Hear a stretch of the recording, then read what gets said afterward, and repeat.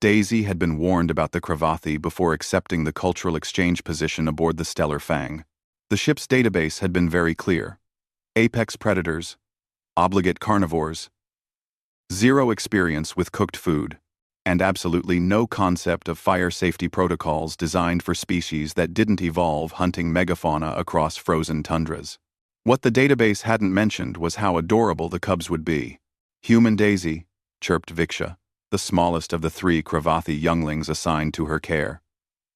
"Why do you place the bread plant in the hotbox?"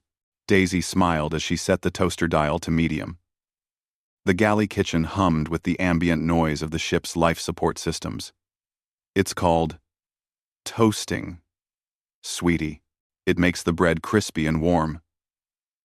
Humans like the texture and taste better this way." The 3 cubs, Viksha, Torin, and Shalix, stared at the toaster with the intensity their species typically reserved for tracking wounded prey. Their crystalline eyes, each the size of a human fist, reflected the heating element's orange glow.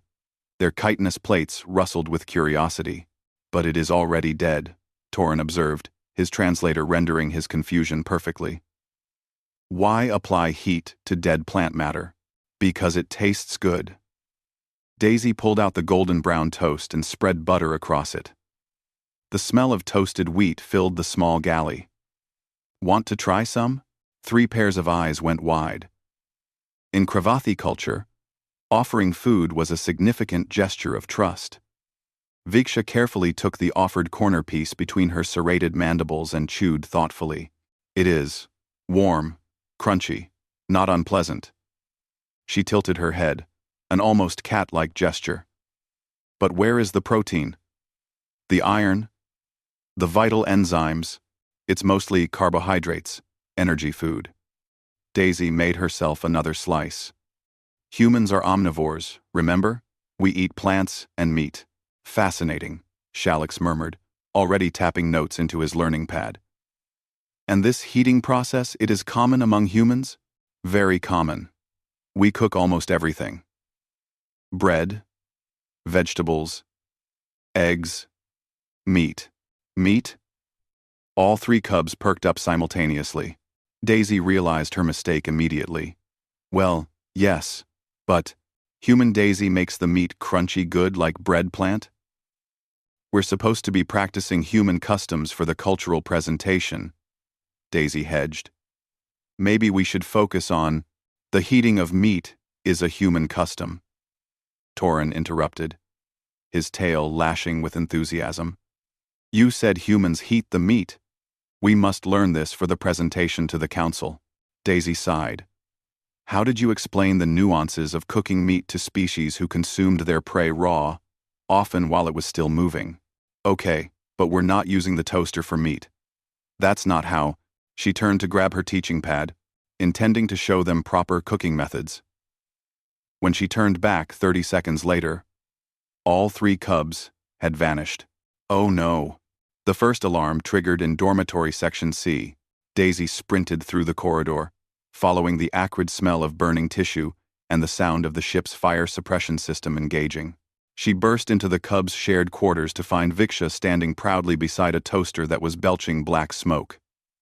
Inside, what appeared to be a chunk of Garvian swamp eel sizzled and sparked. "Human Daisy, we are making the meat crunchy," Viksha announced. "That's not." Daisy grabbed the fire extinguisher. "Viksha, meat has fat and protein that catches fire differently than bread." The second alarm came from the observation deck. Torin had apparently decided that if 1 toaster was good, 3 toasters was better. He'd lined them up and was attempting to toast progressively larger cuts of Kelenthi beast haunch. The smell was somewhere between burnt hair and nightmares. "The heating is uneven," Torin complained as Daisy arrived, gasping for breath. "The outside chars, while the inside remains raw. This is not optimal. Because you're supposed to use an oven or a grill, or just stop putting raw meat in toasters." The third alarm originated from the cargo bay.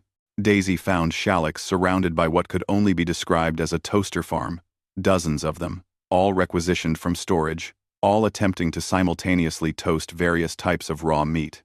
The fire suppression foam covered everything like snow. I hypothesized that distributed heating across multiple units would solve Torin's uneven cooking problem, Shalix explained, completely unbothered by the chaos. Initial results are promising, though the smoke output is higher than anticipated. Explain. Captain Voresh Oscar to the crew, though few dared use his human name to his face, stood in the cargo bay with his arms crossed.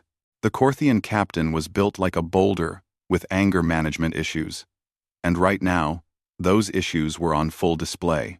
Daisy stood at attention, covered in foam and shame. Behind her, the three cubs huddled together, suddenly very interested in the floor plating. Sir, I was teaching them about human food preparation, and they became enthusiastic about the concept of cooking meat. Oscar's 4 eyes narrowed. They set off 3 separate fire alarms. The suppression systems have depleted 17% of our foam reserves, and according to environmental, the smell has permeated 6 decks. Yes, sir. And you allowed juveniles unsupervised access to heating elements. I turned away for 30 seconds. 30 seconds is the difference between acceptable risk and 3 alarms, cultural officer. Daisy felt her cheeks burn. But before she could respond, Viksha stepped forward. Captain Oscar, the fault is ours. The young Kravathi's voice was small, but clear. Human Daisy showed us wonder. We showed her chaos. This is our shame to carry. Torin and Shalix moved to flank their clutchmate. We accept punishment, they said in unison. Oscar's expression softened fractionally. He looked at Daisy, then at the cubs, then at the foam-covered toaster farm. For a long moment, he said nothing.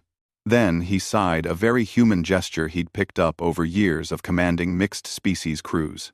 Daisy, tomorrow you will conduct a proper cooking demonstration, with supervision, using appropriate equipment. And you 3, he fixed the cubs with a stern look, will attend every food safety course in the ship's database. Twice. Yes, Captain Oscar, came the quartet of relieved voices. As Oscar turned to leave, Daisy could have sworn she heard him mutter, "Humans and their cooked food. Going to get us all killed one day." But he was smiling.